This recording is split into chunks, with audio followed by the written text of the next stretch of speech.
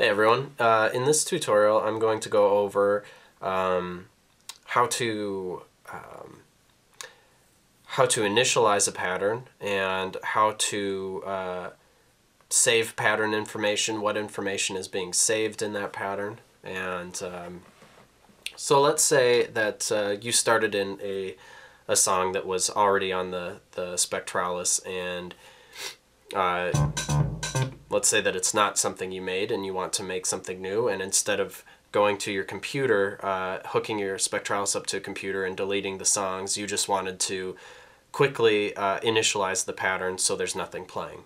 So I've got something playing right now, something that I just took about 5 seconds to make. And let's say that you want to initialize it so there's nothing in there anymore, basically removing all sounds and removing everything. That would be, you push pattern, and then you go to the edit button, and go to page 2 of 2, and initialize. Now when I push play, it's gone. And now, right now I don't want to save that because that's all I have.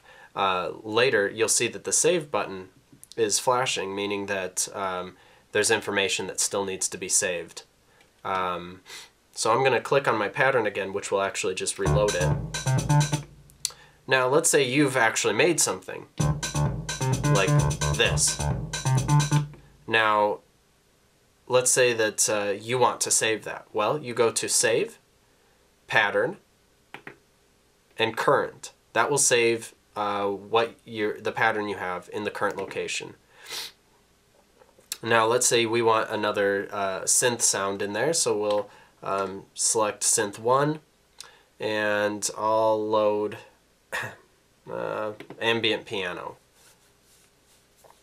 One of these, this should be basically on your Spectralis if you haven't removed all of the sampled sounds. And let's just record, and we'll do real-time record. And it will play through once, or it'll give you a count-in of 4 beats, and then it will record.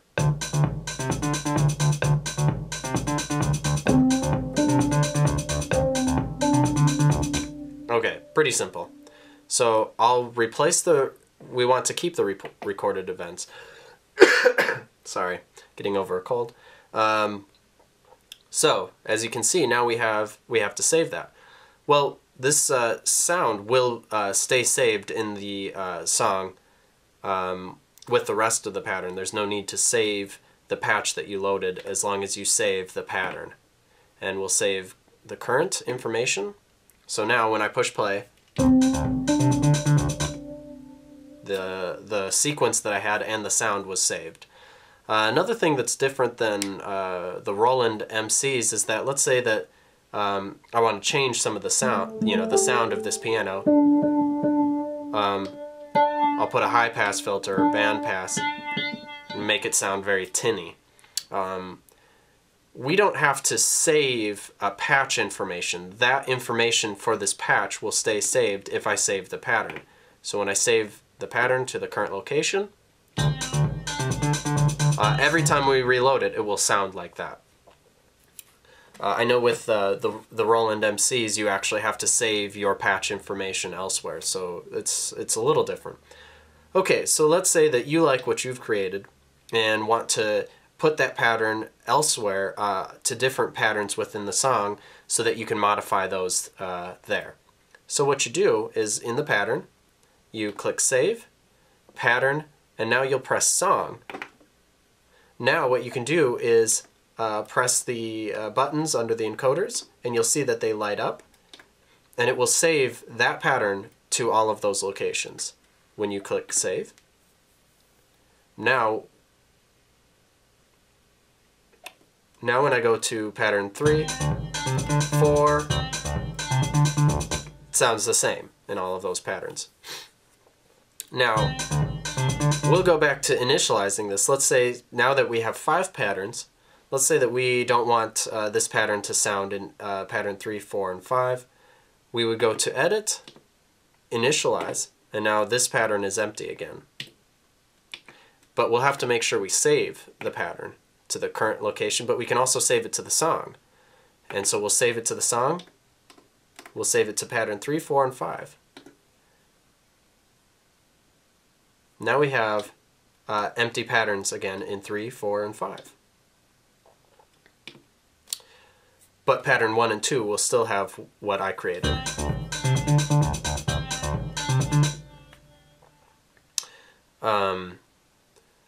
Now, let's say you want to change the tempo. So we'll push play. Let's say that you like the tempo of 105 better. Well, this will continue to play throughout the song at that tempo.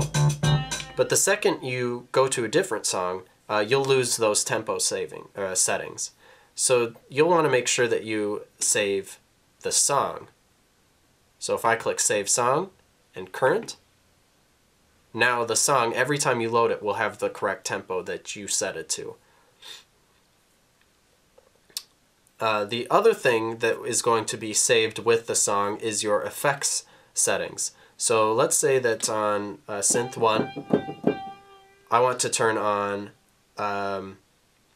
the filters actually already, or the effects already been saved previously, but let's change it to